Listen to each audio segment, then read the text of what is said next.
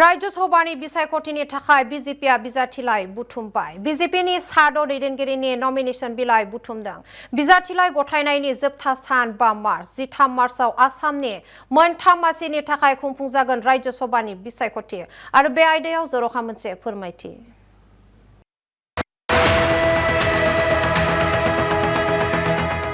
हादोरसायाव राज्य सभानि बिसायख'थिखौ लानानै राजखान्थि खोलोबाव दुंहाव बार। राज्य सभानि बिसायख'थिनि थाखाय BJPआ बिजाथिलाइ बुथुमबाय। BJPनि साद' दैदेनगिरिनि नमिनेशन बिलाइ बुथुमदों।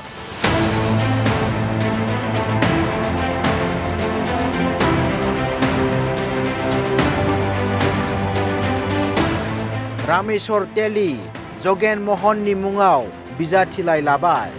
पुलक गहाय, दिप्लु रन्जन शर्मा, तेरस गवाला, तपन गगैनि मुङावबो बिजाथिलाइ बुथुमदों।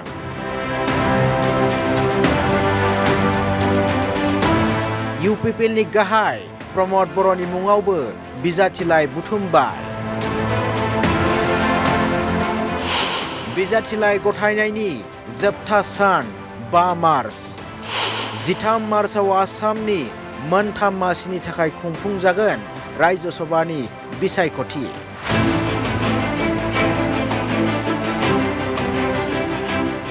मख'जाथावना दि राज्य सभानि बिसायख'थिखौ लानानै दिनै BJPनि गोनांथार जथुम। राज्य सभानि बिजाथि जानाया रोखा जाबाय प्रमद बर'नि। क'क्राझार लकसभानि MP रोनगोरा नार्जारी बिथाङा लाबाय राज्य सभानि बिजाथिलाइ। बे बाथ्राखौबो रोखा खालामना होबाय प्रमद बर'आ। আমাৰ লোকসভাৰ সাংসদ গৈছিলে তো লোকসভাৰ সাংসদে আনিছে। নিউজ ডেস্ক ৰিপৰ্ট অসম লাইভ 24।